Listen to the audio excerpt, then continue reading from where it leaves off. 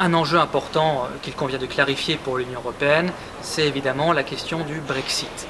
Le Premier ministre britannique Boris Johnson n'est actuellement pas l'homme de la situation. Il crée des situations de tension, de division. Il accentue finalement la complexité du problème et il oriente tant bien que mal son pays vers la solution d'un Brexit dur, qui n'est souhaitable pour aucun des partis.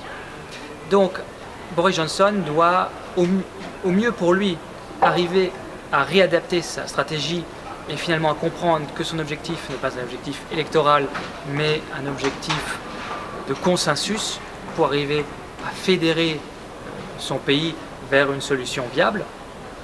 Au pire pour lui, ce sera à un moment donné de cesser ses fonctions et de laisser la place à un autre ou une autre Premier ministre qui pourra reprendre le flambeau et conduire son pays dans l'orientation nécessaire. C'est un contexte difficile parce que je pense que le Brexit était une erreur et que quand on fait une erreur, il est très difficile d'arriver à l'assumer jusqu'au bout et à trouver finalement une issue qui soit la moins dommageable possible.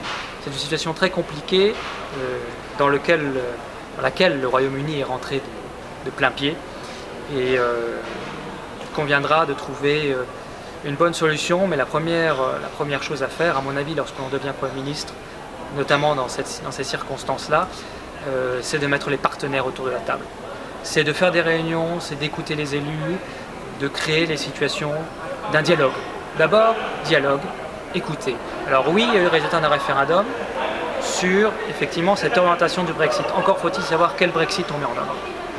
Et manifestement, la question n'est pas tranchée, et cette question-là nécessite un véritable dialogue en amont, dans le cadre de réunions, dans le cadre de discussions, et qui nécessite également de l'écoute. Dans ce cadre-là, effectivement, il ne faut pas un responsable politique à la tête du pays qui fonce dans une direction de manière complètement déterminée, sans discussion. Il faut un responsable politique qui soit capable d'écouter ses citoyens, bien sûr, d'écouter les élus, les parlementaires également, qui ont une expérience démocratique, qui ont une expertise à apporter.